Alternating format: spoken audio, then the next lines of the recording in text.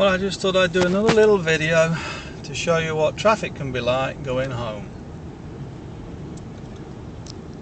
It's took me 20 minutes to travel about 300 yards.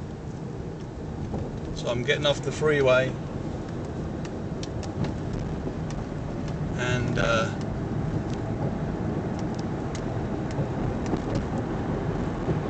I'll be showing you how it looks. I'm going to come down to this second exit. It's called Bonita Road, and I can do the surface streets.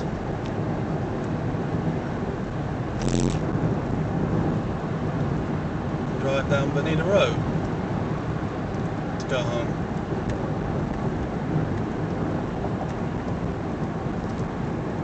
This is how it can be.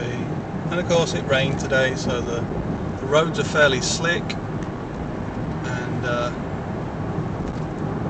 you can get into accidents pretty quick.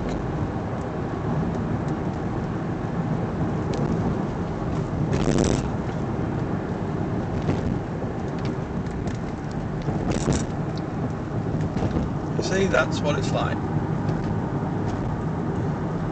And it can be this way usually around 4 to 5 o'clock,